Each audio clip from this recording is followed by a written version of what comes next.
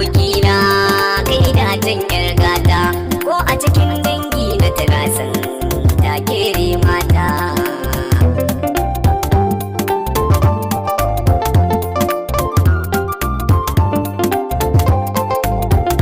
Cikin ruwa ko iska ba ta fitar da jini kuka, ta iya zancen soyayya in naje ta a bacci zan farka.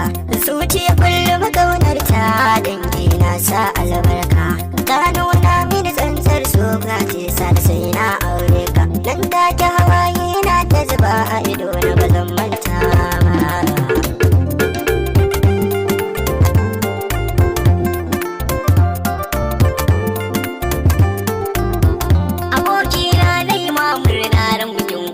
Babban kallo don ku kun rike soyayya da amana, ba wani mai yi muku kwalo. Juna na ku kowa na mararin kowa, kuma ga canji na salo. Ko da zan ganka cikin taro in na juya sai na ga ta dillo. Rayuwar ku damke da amana, abadan ba za ku yi kuka ba.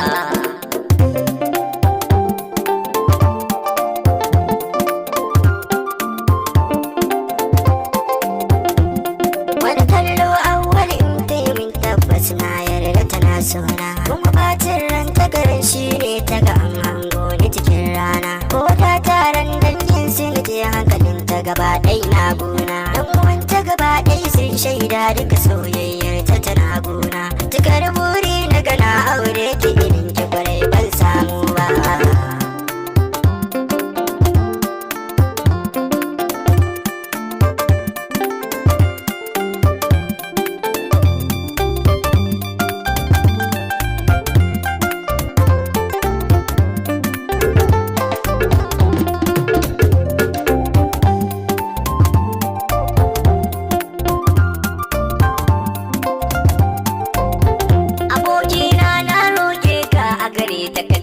Alkawari ta kyala mazaje ta soka daure ka cika mata duk buri. Ita ce mai share hawayenka a cikin zafi ko kuma ɗari, domin nemo tamkar taka aikin aiki ne mai tauri. In kun rike kauna har abada 'ya'yanku ba za su yi kuka ba.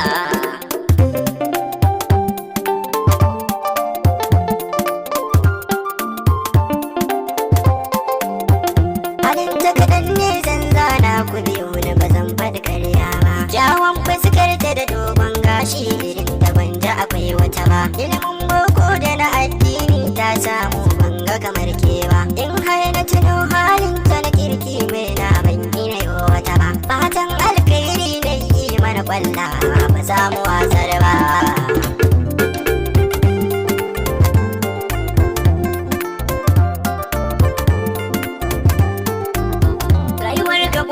Akwai nasara ka samu wadda ake nema, nima burina na samu wadda a kullum ba ni shiga fama. Kuda daidai da irin taka in na samu zana rike nima, amma ba akwai wahalar samu a hakan nima zan je nema. Wasu sun ce mun tamkar taka ko na je ba zan samu ba.